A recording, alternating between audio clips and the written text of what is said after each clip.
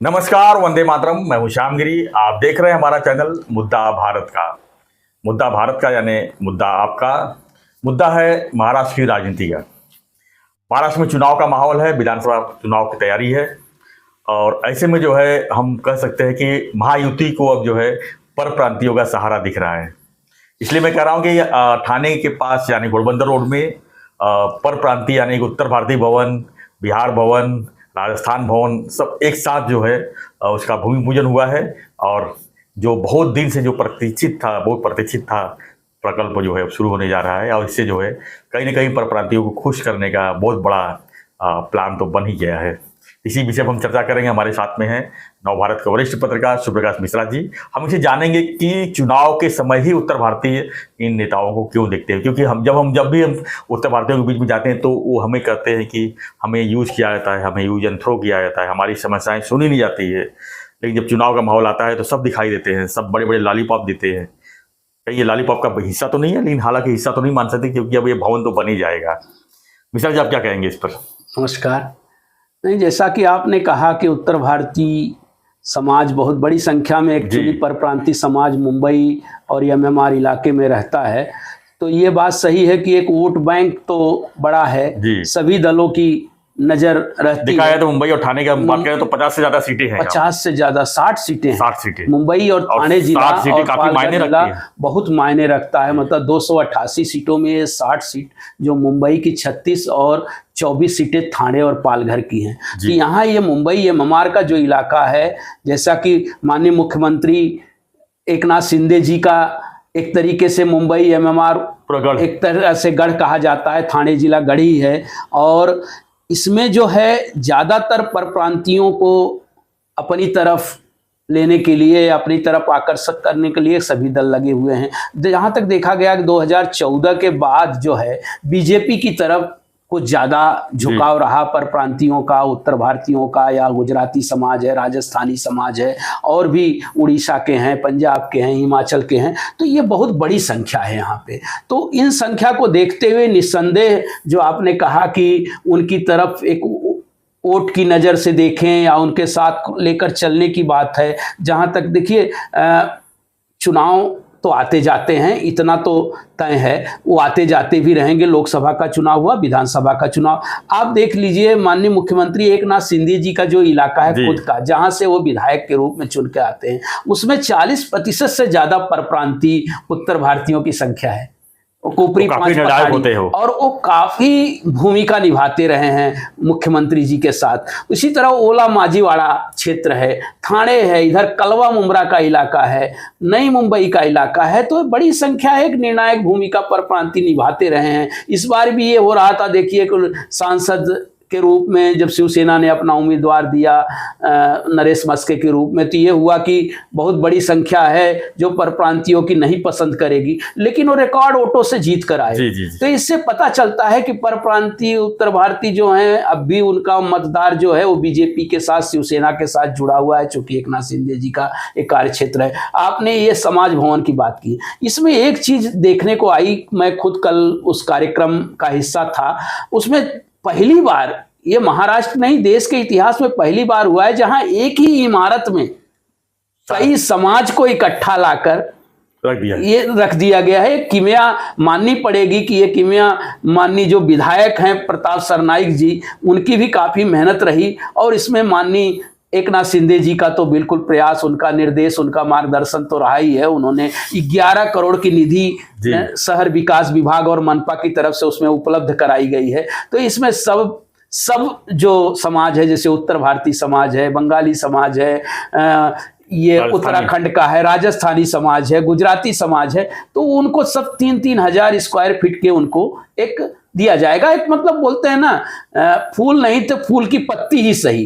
तो ये समाज को इकट्ठा करने का, एक ही इमारत में एक ही छत के नीचे लाने का अच्छा प्रयास कहा जाएगा, सकारात्मक प्रयास कहा जाएगा इसको, कि अगर मिलता है तो आम आदमियों के लिए, देखिए छोटे मोटे कार्यक्रम करने के लिए, शादी ब्याह करने के लिए नहीं, जैसे बोलते हैं ना गुजराती हैं, मारवाड़ी, ये बड़ा समाज है, इनके अपने भवन हैं, उत्तर भारतीय समाज का भी देखिए मुंबई में बहुत बड़ा भवन है, लेकिन उस तरीके से वो काम नहीं आता है, मैं जहां तक देखा। लेकिन ये एक हक की संस्था जैसे सरकार की तरफ से बनाई गई, और अगर अच्छे तरीके से उसको अगर चलाया गया तो उसका उत्तर भारतीय समाज या अन्य समाज जो 10-12 समाज को दिया गया है उसका उनको अच्छा लाभ मिलेगा।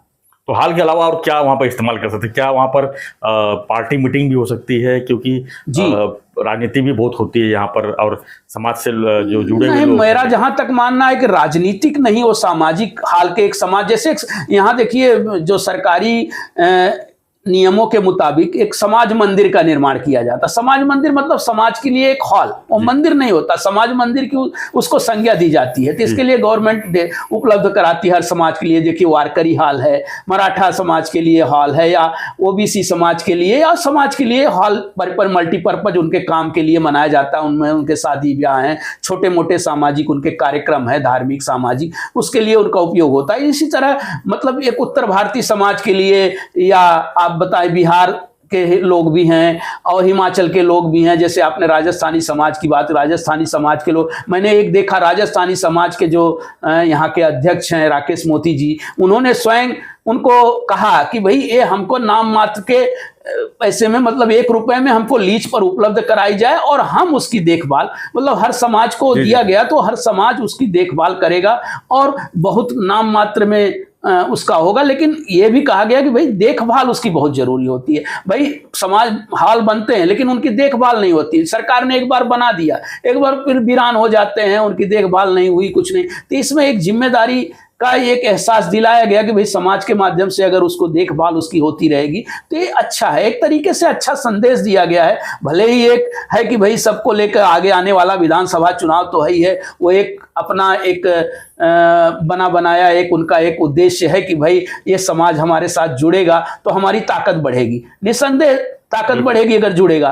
तो 12 समाज को एक साथ एक जगह देना, आपको एक जानकारी उल्लेखनीय उस समय मैं बता, यहाँ तक कि अयोध्या में भी जैसे महाराष्ट्र सदन बनने जा रहा है, महाराष्ट्र भवन, वहाँ के लिए भी इन्होंने मांगा था। माननीय मुख्यमंत्री एकनाथ शिंदे जी ने योगी जी से माना, उन्होंने तत्काल 2 एकड़ जमीन भी अयोध्या में उपलब्ध, चूंकि अयोध्या से यहाँ के लोगों की बहुत सारी भावनाएं जुड़ी हुई हैं, तो वहां भी 138 करोड़ की लागत से मुख्यमंत्री जी ने स्वयं घोषणा की 138 करोड़ की लागत से हम वहां महाराष्ट्र सदन बनाएंगे, ताकि महाराष्ट्र से जाने वाले जो धार्मिक लोग हैं, जो एक तरीके से दर्शन करने जाएंगे, दर्शनार्थी रहेंगे, उनको बहुत अच्छी तरीके से वहां व्यवस्था कराई जाए। तो इस तरह के काम हो रहे हैं, अच्छी बात है समाज के लिए, या जो भी इस तरीके के जो लोग जाते हैं उनको अगर वहां अपना हक का एक चीज मिलती है, या रहने के लिए आवास मिलता है, भक्त निवास मिलता है, तो ये बहुत अच्छी बात है। ये शासन सरकार सुविधाएं के लिए होती ही है, अगर देते हैं, हाँ इसका उपयोग हो, दुरुपयोग ना हो। समाज में बहुत सारी चीजें होती हैं, और उसमें उन्होंने एक सर्वधर्मी लिखा, सर्वधर्मी नहीं, सर्व समाज का हाल है। सर्वधर्मी तो बताए अलग अलग चीजें हैं, हाँ सभी धर्म के लोग, एक सर्व समाज को उन्होंने जोड़ने का, और उस सर्व समाज में जो हिंदू समाज है, सनातन समाज है, उसको ही जोड़ने का उन्होंने ज्यादा प्रयास किया। हालांकि उन्होंने पंजाबी सिख समाज के लोगों के लिए भी, लेकिन वो जो हिंदू समाज के लिए सनातनी जो हैं, उनमें अलग अलग जो समाज है उसको जोड़ने के लिए उन्होंने इस भवन का निर्माण कराने की उनकी कोशिश है, ऐसा मुझे लगता है। क्या लगता है इसका चुनाव फायदा होगा? बिल्कुल होगा, मुझे ऐसा लगता है कि बिल्कुल होगा। जिस तरीके से वहां भीड़ दिखी, सारे लोगों में उत्साह दिखा, उसमें बड़ी संख्या में उत्तर भारतीय, हाँ प्रतीक्षारत थे लोग, सही कहा आपने। और उसमें लोगों को एक उत्साह बना कि भाई कोई हमारे हक का एक 3000 फुट का कोई एक हॉल मिलेगा, काफी पुरानी मांग थी, काफी पुरानी मांग थी, और एक ही जगह वो बना रहे हैं। सबसे बड़ी बात है कि भाई, और जो उस तरीके की विचारधारा वाले हों, जैसे राजस्थानी, उत्तर भारतीय और बिहारी को एक फ्लोर पे जगह दी जाए, गुजराती राजस्थानी को एक फ्लोर पे जगह दी जाए, इस तरह का अपना एक समन्वय बनाने का उन्होंने प्रयास किया है। उनकी सोच अच्छी है, इसके लिए निसंदेह माननीय मुख्यमंत्री एकनाथ शिंदे जी या विधायक प्रताप सरनाईक जी धन्यवाद के तो पात्र हैं कि समाज को एक जोड़ने का प्रयास किया है। अब उनको किस तरीके से वो वोटों में तब्दील होगा या आगे क्या होगा, ये तो भविष्य बताएगा। लेकिन ये वहां जो लोग जुड़े, सब समाज के लोग, उससे यह प्रतीत होता है कि भाई लोगों को उसकी आवश्यकता थी और उस दिशा में एक प्रयास किया गया। यानी चुनाव के पहले इसका भूमि पूजन हुआ है, तो चुनाव के बाद जो इसका उद्घाटन भी हो जाएगा, उम्मीद करते हैं। और हम सभी पर प्रांतीय जो लोग हैं उनसे भी आग्रह करते हैं कि इस पर जो है खास बिल्कुल ध्यान दें और इसका फायदा उठाएं हाँ, जी जी, और तब जाके और लगे रहें उसके पीछे कि भाई हाँ एक बन रहा है जी बिल्कुल, और उसका एक तरीके से क्रेडिट के पात्र तो है ही सिद्धे साहब और जी जी प्रताप शर्मा जी जी जी। तो फ्रेंड्स आपकी प्रतिक्रिया दीजिए इस पर, क्योंकि बहुत से उत्तर भारतीय हमारे साथ जुड़े हुए हैं, हमारे व्यूवर्स हैं, तो आपकी प्रतिक्रिया चाहिए और ऐसी खबरों के लिए बने रहिए हमारे साथ, क्योंकि अभी विधानसभा चुनाव है, हर खबरें हम आप तक जरूर पहुंचाएंगे। उसके लिए आप चैनल को जरूर सब्सक्राइब कीजिए। धन्यवाद, जय हिंद। धन्यवाद सर, धन्यवाद, जय हिंद, जय महाराष्ट्र।